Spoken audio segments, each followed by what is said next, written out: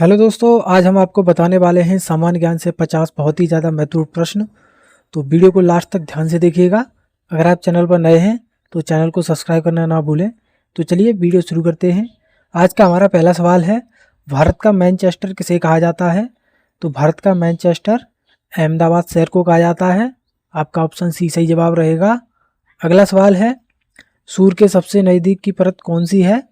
तो सूर्य के सबसे नज़दीक की परत जो है वो फोटोस्फीयर है। आपका ऑप्शन सी सही जवाब रहेगा। अगला सवाल है, विश्व की सबसे लंबी नदी कौन सी है? तो विश्व की सबसे लंबी नदी जो है वो नील नदी है। अगर भारत की सबसे लंबी नदी हो तो वो भारत की सबसे लंबी नदी गंगा है, यानी आपका ऑप्शन बी सही जवाब रहेगा। अगला सवाल है, प्रसिद्ध चिल्का झील किस राज्य में स्थित है? तो चिल्का झील जो है वो उड़ीसा राज्य में स्थित है। आपका ऑप्शन ए सही जवाब रहेगा। अगला सवाल है, भारत का सबसे बड़ा रेगिस्तानी राज्य कौन सा है? तो भारत का सबसे बड़ा रेगिस्तानी राज्य जो है वो राजस्थान है। आपका ऑप्शन सी सही जवाब रहेगा। अगला सवाल है, कथकली किस राज्य का प्रमुख शास्त्रीय नृत्य है? तो कथकली जो है वो केरल राज्य का प्रमुख शास्त्रीय नृत्य है।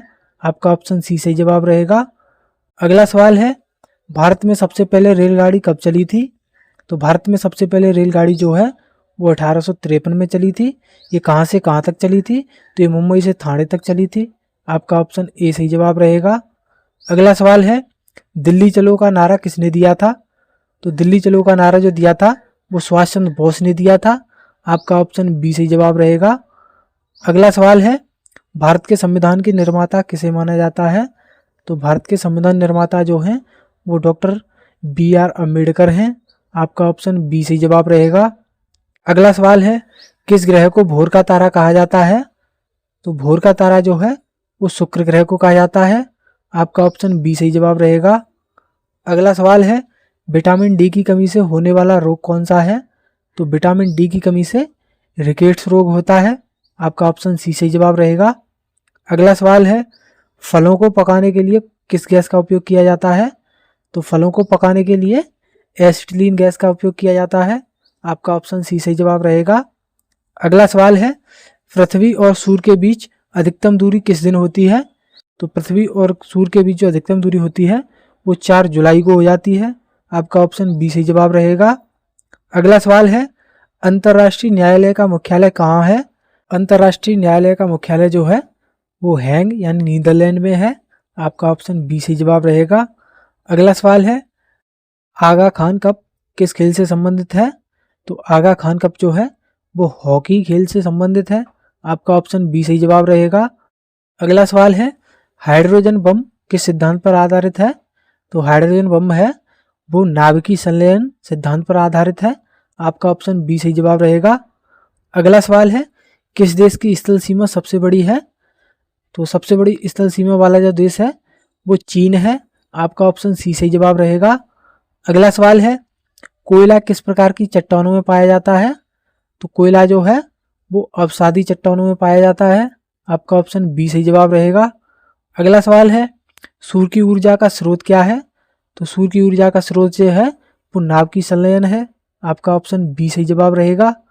अगला सवाल है, ध्वनि की गति अधिकतम किस में होती है? तो ध्वनि की गति अधिकतम जो होती है वो ठोस पदार्थों में होती है। तो ठोस पदार्थ में स्टील है। आपका ऑप्शन डी सही जवाब रहेगा। अगला सवाल है, पीतल किन धातुओं का मिश्रण है? तो पीतल जो है वो तांबा और जस्ता का मिश्रण होता है, यानी तांबा और जिंक से मिलकर के बनता है। आपका ऑप्शन बी सही जवाब रहेगा। अगला सवाल है, भारतीय संविधान में राज्य के नीति निर्देश सिद्धांत किस देश से लिए गए हैं? तो भारतीय संविधान में राज्य के नीति निर्देश सिद्धांत जो हैं वो आयरलैंड से लिए गए हैं। आपका ऑप्शन बी सही जवाब रहेगा। अगला सवाल है, जलियांवाला बाग हत्याकांड कब हुआ था? तो जलियांवाला हत्याकांड जो हुआ था वो 13 अप्रैल 1919 को हुआ था। आपका ऑप्शन ए सही जवाब रहेगा। ये अमृतसर में हुआ था। अगला सवाल है, अलाई दरवाजा का निर्माण किस सुल्तान ने करवाया था? तो अलाई दरवाजे का निर्माण जो करवाया था वो अलाउद्दीन खिलजी ने करवाया था। आपका ऑप्शन सी सही जवाब रहेगा। अगला सवाल है, लोधी वंश का अंतिम शासक कौन था? तो लोधी वंश का अंतिम शासक जो था वो इब्राहिम लोधी था। आपका ऑप्शन सी सही जवाब रहेगा। अगला सवाल है, भारत का पहला भारतीय गवर्नर जनरल कौन था? तो भारत का पहला भारतीय गवर्नर जनरल जो थे वो सी राजगोपालचारी थे। आपका ऑप्शन बी सही जवाब रहेगा। अगला सवाल है, भारत की सबसे ऊंची पर्वत चोटी कौन सी है? तो भारत की सबसे ऊंची पर्वत चोटी जो है वो कंचनजंगा है। आपका ऑप्शन बी सही जवाब रहेगा। अगला सवाल है, भारत का राष्ट्रीय जलीय जीव कौन सा है? तो भारत का राष्ट्रीय जलीय जीव जो है वो गंगा डॉल्फिन है। आपका ऑप्शन सी सही जवाब रहेगा। अगला सवाल है, भारत में श्वेत क्रांति का जनक किसे कहा जाता है? तो भारत में श्वेत क्रांति का जनक वर्गीय कुरियन को कहा जाता है। आपका ऑप्शन बी सही जवाब रहेगा। अगर यहाँ हरित क्रांति की बात की जाए तो हरित क्रांति के जनक एम.एस. स्वामीनाथन को कहा जाता है। अगला सवाल है, रिकेट्स रोग किस अंग को प्रभावित करता है? तो रिकेट्स रोग जो है वो हड्डियों को प्रभावित करता है। आपका ऑप्शन बी सही जवाब रहेगा। अगला सवाल है, राष्ट्रीय विज्ञान दिवस कब मनाया जाता है? तो राष्ट्रीय विज्ञान दिवस जो है वो 28 फरवरी को मनाया जाता है। आपका ऑप्शन बी सही जवाब रहेगा। अगला सवाल है, पृथ्वी अपनी धुरी पर किस दिशा में घूमती है? तो पृथ्वी अपनी धुरी पर पश्चिम से पूर्व की तरफ घूमती है। आपका ऑप्शन बी सही जवाब रहेगा। अगला सवाल है, विश्व का सबसे बड़ा मरुस्थल कौन सा है? यानी विश्व का सबसे बड़ा रेगिस्तान कौन सा है? तो विश्व का सबसे बड़ा रेगिस्तान जो है वो सहारा रेगिस्तान है। आपका ऑप्शन सी सही जवाब रहेगा। अगला सवाल है, हीराकुंड बांध किस नदी पर बना है? तो हीराकुंड बांध जो है वो महानदी पर बना है। आपका ऑप्शन बी सही जवाब रहेगा। अगला सवाल है, बुद्ध चरित्र के लेखक कौन है? तो बुद्ध चरित्र के लेखक जो हैं वो अश्वघोष हैं। आपका ऑप्शन ए सही जवाब रहेगा। अगला सवाल है, मानव शरीर में रक्त बैंक किसे कहा जाता है? तो मानव शरीर में रक्त बैंक जो है वो प्लीहा को कहा जाता है। आपका ऑप्शन बी सही जवाब रहेगा। अगला सवाल है, टेलीस्कोप का आविष्कार किसने किया था? यानी दूरबीन का आविष्कार किसने किया था? तो दूरबीन का आविष्कार जो किया था वो गैलीलियो ने किया था। आपका ऑप्शन बी सही जवाब रहेगा। अगला सवाल है, मलेरिया रोग किस मच्छर के काटने से फैलता है? तो मलेरिया रोग जो है वो मादा एनाफिलीज मच्छर के काटने से फैलता है। आपका ऑप्शन बी सही जवाब रहेगा। अगला सवाल है, तुम मुझे खून दो मैं तुम्हें आज़ादी दूंगा, ये नारा किसने दिया था? तो तुम मुझे खून दो मैं तुम्हें आज़ादी दूंगा, ये नारा सुभाष चंद्र बोस ने दिया था। आपका ऑप्शन सी सही जवाब रहेगा। अगला सवाल है, भारत में पहली बार जनगणना कब हुई थी? तो भारत में पहली बार जनगणना जो हुई थी वो 1872 में हुई थी। आपका ऑप्शन ए सही जवाब रहेगा। अगला सवाल है, राष्ट्रपति अपना त्यागपत्र किसे सौंपते हैं? तो राष्ट्रपति अपना त्यागपत्र जो है वो उपराष्ट्रपति को सौंपते हैं। आपका ऑप्शन सी सही जवाब रहेगा। अगला सवाल है, नीति आयोग का अध्यक्ष कौन होता है? तो नीति आयोग के जो अध्यक्ष होते हैं वो भारत के प्रधानमंत्री होते हैं। आपका ऑप्शन सी सही जवाब रहेगा। अगला सवाल है, लोहे पर जंग लगने से उसका वजन क्या होता है, घट जाता है या बढ़ जाता है?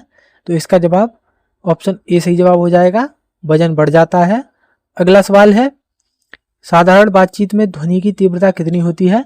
यानी जब हम बात करते हैं तो ध्वनि की तीव्रता कितनी होती है? तो वो 50 से 60 डेसिमल होती है। आपका ऑप्शन बी सही जवाब रहेगा। अगला सवाल है, भारत का सबसे बड़ा सार्वजनिक क्षेत्र का बैंक कौन सा है? तो भारत का सबसे बड़ा सार्वजनिक क्षेत्र का बैंक जो है वो भारतीय स्टेट बैंक है। आपका ऑप्शन सी सही जवाब रहेगा। अगला सवाल है, नोबेल पुरस्कार कितने क्षेत्रों में दिया जाता है? तो नोबेल पुरस्कार जो है वो 6 क्षेत्रों में दिया जाता है जो कि आपके सामने हैं। अगला सवाल है, कुतुब मीनार का निर्माण किसने पूरा करवाया था? तो कुतुब मीनार का निर्माण का कार्य जो था वो इल्तुतमिश ने पूरा करवाया था। आपका ऑप्शन बी सही जवाब रहेगा। अगला सवाल है, किस सिख गुरु ने गुरुमुखी लिपि की शुरुआत की थी? तो जो गुरु अंगद देव थे उन्होंने गुरु लिपि की शुरुआत की थी। आपका ऑप्शन बी सही जवाब रहेगा।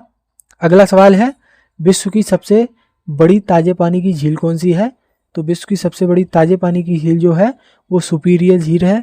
आपका ऑप्शन बी सही जवाब रहेगा। आज का हमारा अंतिम सवाल है, यूरिया में नाइट्रोजन की मात्रा कितनी होती है?